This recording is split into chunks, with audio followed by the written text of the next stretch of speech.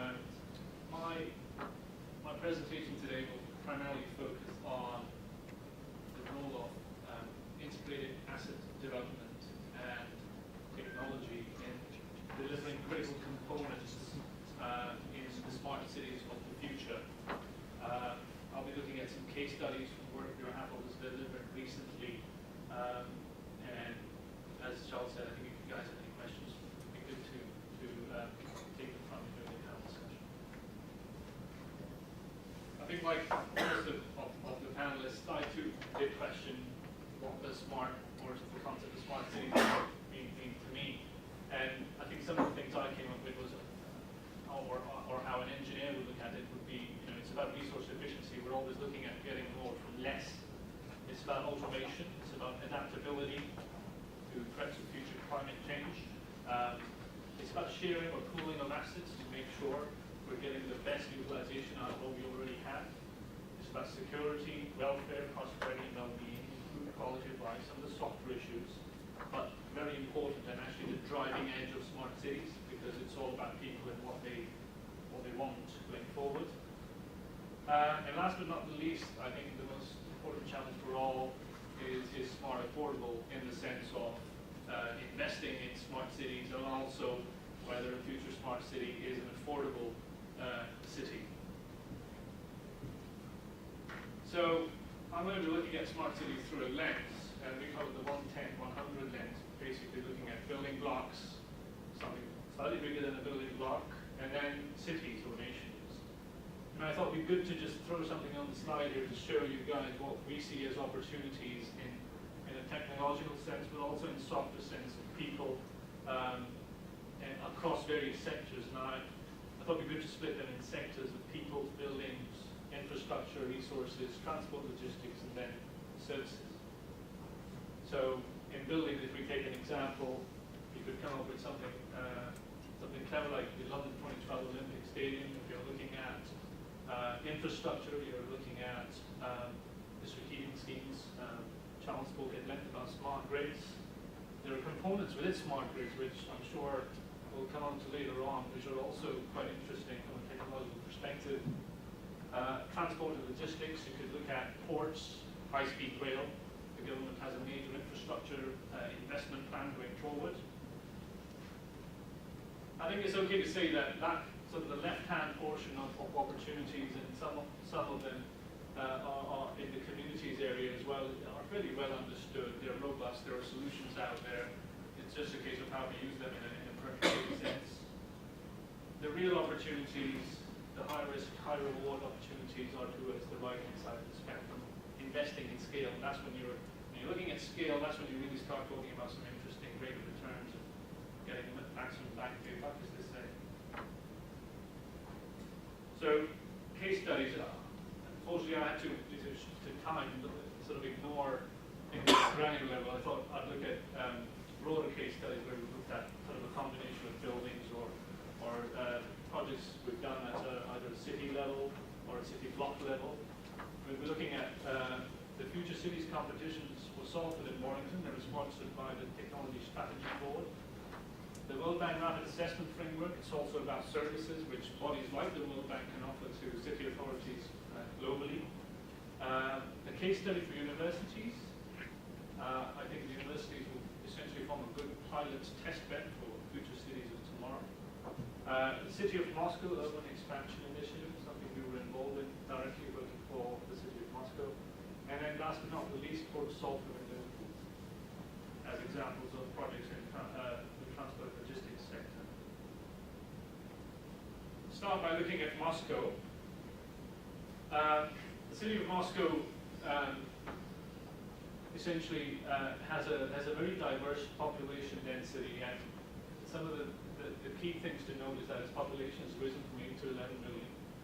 It's a highly centralized city. Affordability, like London, is a big concern for Moscow. The problem, however, is the City of Moscow cannot cope with the volume of movement because of people moving in and out of the city. A lot of people have moved out of the city to affordable peripheral areas, and that is clearly causing lots of congestion, transport, choking on the networks, and the city wants to deal with it.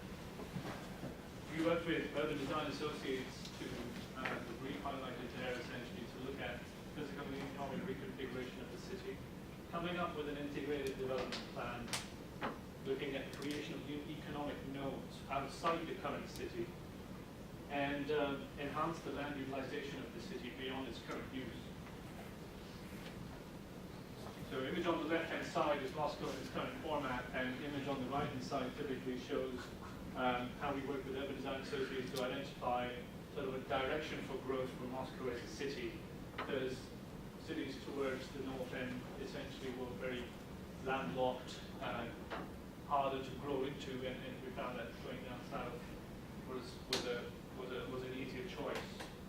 Why did we do that? We do that because we thought that it was important to take out the federation, the government operation outside of Moscow in its current city format, and then develop around that an innovation city or logistics city and science city. Now, what do these mean? These are essentially high-tech centers around the federal city, which will look at re-energizing the vehicles industry, the R&D industry, and essentially high-tech science. So looking at healthcare in its broadest sense to contribute and generate value for the city as a whole. And now all these urban centers would be connected through an ICT, an energy, and a heat super network. So essentially an integrated development plan in its true format. I won't go into detail of all of those things, but some of the constraints we had to work with were it had Moscow in its current format has a high degree of deterioration, a lot of old houses, poor utilization of assets across universities, schools, and there's a lack of investment in the energy sector overall. There are no incentives from the government, although there are lots of policy available, but nothing mandatory really like you find in planning regulations here in the UK.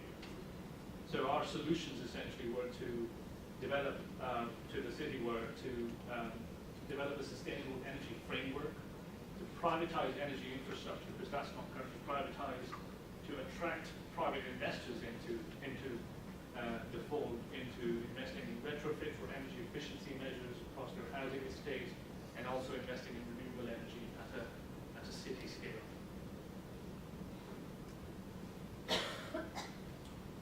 That was a vision. Essentially, we were trying to integrate grid power with clean technology in an effort to essentially form a closed-loop system where we are generating no waste, we're minimizing waste which is generated throughout the process. So on the top we have renewable energy, we have waste, seawater, grid water, and as we go down through some of the human scale use of electricity, hot water, potable water, how could we utilize or reconfigure the transmission and distribution grids within the city to ensure it's a closed-loop system? In each of the cluster cities we came up with, we proposed a smart grid, essentially forming the heart of the generation, distribution, and transmission network for the entire city, where all buildings are interconnected to share intelligence via a super ICT network, sensing and essentially driving demand-driven supply across the city. Cogeneration, i.e. combined heat and power generation power plants, were sort of pivotal in this whole process, supported by hybrid generations with PVs and wind and all the other renewable energy technologies out there. Targets and opportunities. Because this was a study done for local government, essentially they wanted to convert this into policy, and they wanted the consortium to propose targets they could set for potential developers out there. So from our findings and some pathways which we did, we proposed primarily targets for energy and water going forward up to 2030, and that table basically shows how we propose that. 25% reduction by 2020 and 45% reduction by 2030. So quite tough targets, which they're quite keen to deliver on, but equally presents opportunities for investors to go in and fund these initiatives. Yes, I'm quite keen. We have plenty of questions. So 5 more minutes, please. Okay. I'll try to whiz through these. Essentially, smart cities have a lot of transport nodes, airports, ports for the shipping industry around them. And Buro Happold and Salford are projects I wanted to share with you today because they're essentially trying to maximize the utilization of ports infrastructure across the UK. The image here typically shows how a piece of good essentially embarks from a point of origin and gets to a point of destination through various load factors across the network. 30% of what you and I pay for is the cost of getting a piece of good to you. So significant opportunities for driving out efficiency through how and where these ports are based. The Port of Salford and Liverpool are important because they essentially connect the UK with the Atlantic Gateway project, delivering a weekly saving of £2.24 billion for the shipping industry, thereby connecting the UK with some strategic shipping infrastructure operating at a global scale. Again, a critical component of future smart cities. And this is how they do it.